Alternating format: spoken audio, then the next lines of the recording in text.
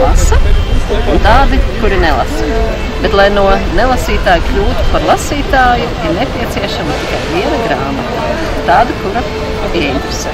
Es novēlu katram nelasītājam vienu tādu. Paldies! Es esmu Vita, un tā ir mana grāmata Zilos vākos, un es gribu, lai grāmata ir jaunajā bibliotekā. Grāmatu esmu uzrakstījis kopā ar savu kaķi Alu, un mēs abas ar Alu gribam būt bibliotekā.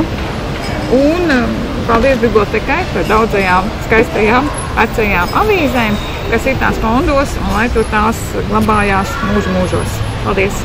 Minēšu grāmatu Pēdējais karš, atmiņas un traumas komunikācija, kas ir mēģinājums izprast Otrā pasaules kara ietekmi uz mūsdienu Latvijas sabiedrību. Un tas novēlējums, ko es ierakstīju grāmatā, ir, lai tas tiešām būtu mūsu pēdējais karš. Paldies!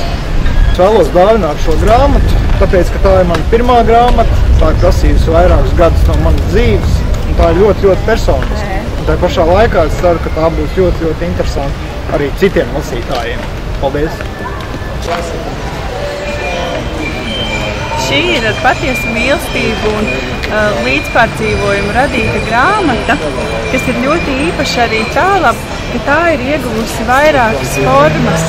Tā ir gan latviešu valodā, gan krievu valodā, gan pašā modernākajā veidā audio grāmatā. Un tā ir sevišķi mīļa, jo tai tika veltīts ļoti daudz laika. Grāmata tapa pusotru gadu laikā un ļoti aizkustināja pētnieku sirdis. Un ceru, ka arī lasītāji to uztvers tieši tāpat. Esmu Gita Siliņa, Latvijas Universitātes pētniece un tautas dāmu grāmatu plauktam dāvāšu mūsu kolektīvo darbu Pēdējais karš, atmiņas un traumas komunikācija. Dāvāšu ar domu un aicinājumu lasīt grāmatas, lasīt, domāt, līdzdomāt un piedalīties. Paldies! Labdien! Es esmu Klinta, un šī ir grāmata, kas tapa pirms 2 gadiem vasarā.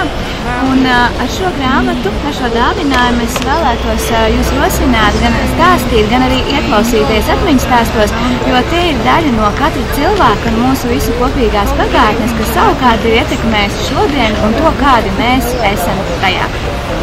Paldies! Citējot Imanu Ziedoni, kad no rīta pamostos, var redzēt, kā plauktos stīgo grāmatas. Viņas vienotru meklē, savīties, saskarties, būt tuvumā. Tā nu novēlu lasītājiem, kas lasīs šo grāmatu, arī tā kā kļūt viņai tuviem, tad, lai lasītājs viņu meklē un vēlas būt ar to tuvumā.